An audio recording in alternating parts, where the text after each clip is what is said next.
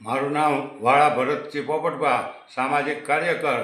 અત્યારે મહુવા કે આખા ગુજરાતની અંદર અને દેશભરની અંદર ગેસની જે અછત છે અને ગેસ મળતો નથી અને લોકોને ગેસના બાટલા માટે પોતાના રાંધવા માટે શું કરવું એના અત્યારે વિચાર છે. અને હજારોની સંખ્યામાં રોજ ગેસની એજન્સી ઉપર દરેક તાલુકાની અંદર લોકો અને બહેનો દીકરીઓને હેરાનગતિ થવી પડે.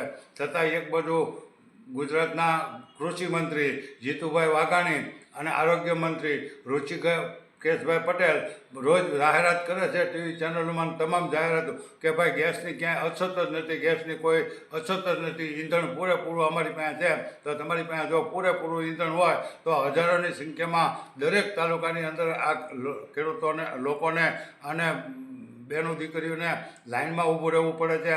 અને તમારું જ્યાં જાય ને એમ કે અમારું સર્વર હાલ, ભાઈ સર્વર તમારું તંબુરે માર્યું જાય ન હાલતું હોય તો તમે જેની પાસે જેને ચોપડી હોય એને તો તમારે ગેસ આપી દેવો, જે ચોપડી લઈને આવે એને તમારે ગેસની બાટલો આપી દેવો જોઈએ. અને એક બાજુ ગેસની એજન્સીવાળા એમ કહે છે અને સરકાર એમ કહે છે કે અમારી પાસે ગેસ પુષ્કળ છે, અમારી એજન્સીમાં ગોડાઉનનું આખું ભર્યું જ છે. તો તમારું ગોડાઉન ભર્યું તો એને હું અમારે દિવાળી મેકવી? જેને તમે ખેડૂતો લોકોને જો ગેસ રાંધવા માટેની અગવડતા પડતી હોય અને તમે ત્યાં ગોડાઉન ભર્યા એવા બણકા ફૂકો, એ અમને હવે બિલકુલ મંજૂર નથી. આવતા કાલની પમદી સોમવાર સુધીમાં જો આનું નિરાકરણ નહીં આવે તો મહુવાના ધારાસભ્યના કાર્યાલયે અમે ધારાબંધી કરશું અને બે એજન્સી ઉપર અમે હલ્લાબોલ પ્રોગ્રામો પણ કરશું લોકોને સાથે રાખી. એટલે સરકાર આવી વાતો જાહેરાતો કરવાનું, ખોટું બોલવાનું બંધ કરે. આમાં ક્યાંક ને ક્યાંક મોટા પાયે કાળાબજારી પણ થતી હોવાની શંકા છે.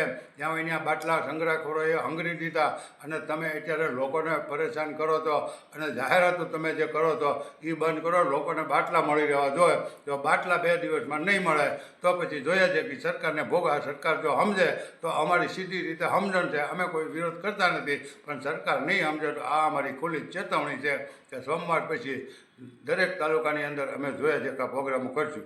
જય હિન્દ, જય ભારત.